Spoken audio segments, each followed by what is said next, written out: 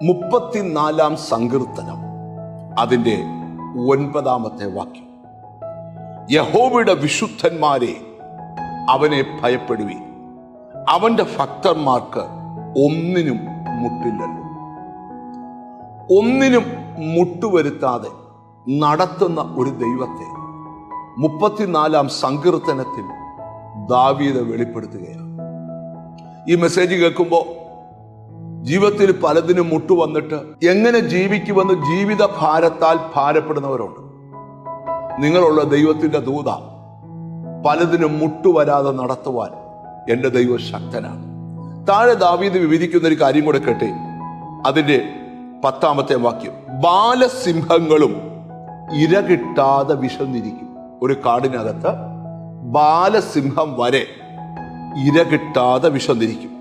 എന്നിട്ട് അടുത്ത കേട്ടെ. യഹോവയെ അന്വേഷിക്കുന്നവർക്കോ ഒരു നന്മയ്ക്കും കുറവില്ല. ദൈവത്തിന് സ്തോത്രം. കേട്ടോ, ഒരു കാടിനകത്ത് ബാലസിംഹം ഇരകിട്ടാതെ വിശന്നിരുന്നേക്കാം. പക്ഷെ ദൈവത്തെ അന്വേഷിക്കുന്നവർക്ക് സ്തോത്രം ഒരു നന്മയ്ക്കും കുറവില്ല. എന്താ ഇന്നത്തെ സന്ദേശം? ഒരു മുട്ടും വരാതെ നിന്നെ നടത്തുന്ന ഒരു ദൈവത്തെക്കുറിച്ച്. എത്ര പേർക്ക് ആഗ്രഹമുണ്ട് ഒത്തിരി പ്രതിസന്ധികൾ അനുഭവിക്കുന്ന നിങ്ങളോടാ ദൂത്. ഒരു മുട്ടുമില്ലാതെ നിന്നെ നടത്താൻ കഴിയുന്ന ഒരു കർത്താവ്. 23 സങ്കീർത്തനം ദാവീദ് ചമയ്ക്കുമ്പോൾ ദാവീദ് പറയുക, എനിക്കൊരു ഇടയനുണ്ട്, അവൻ എന്നെ പച്ചയായ പുൽപ്പുറത്ത് കിടത്തും, സ്വസ്ഥതയുള്ള വെള്ളത്തിനരികിലേക്ക് നടത്തും, പ്രാണനെ തണുപ്പിക്കും, എനിക്കൊന്നിനും മുട്ടില്ലാതെ അവൻ നടത്തും. അപ്പോൾ മനസ്സിലാക്കേണ്ട ഒരു കാര്യം, നിങ്ങൾക്കൊരു ഇടയനുണ്ടെങ്കിൽ, നിങ്ങളെ നടത്തുന്നൊരു ദൈവമുണ്ടെങ്കിൽ, നിങ്ങൾക്കൊന്നിനും മുട്ടുവരാതെ വേണ്ടതെല്ലാം തക്ക സമയത്തും നിങ്ങൾക്ക് തന്നു നിങ്ങളെ നടത്തുവാൻ കഴിവുള്ള ഒരു ഇടയനുണ്ടെന്ന് ദാവീദ് തന്റെ സങ്കീർത്തനങ്ങളിലൂടെ വെളിപ്പെടുത്തുക.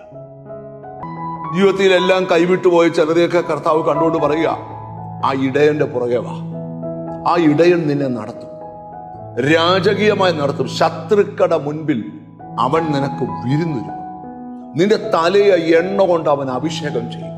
ഹല്ലേലൂയ. ആ ഇടയന്റെ കൂടെ യാത്ര ചെയ്യാം.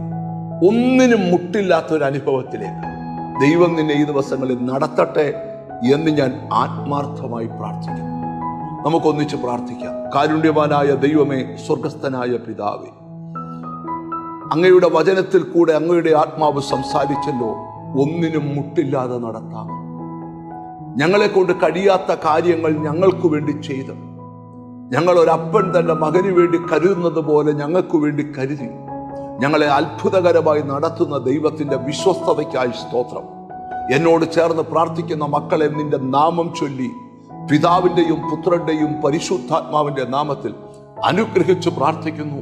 അവർ അനുഗ്രഹിക്കപ്പെടട്ടെ, യേശു ക്രിസ്തുവിൻ നാമത്തിൽ തന്നെ. നിശ്ചയമായും ഒന്നിനും മുട്ടില്ലാതെ നടത്തുന്ന ദൈവം കൂടെയുണ്ട്. God bless.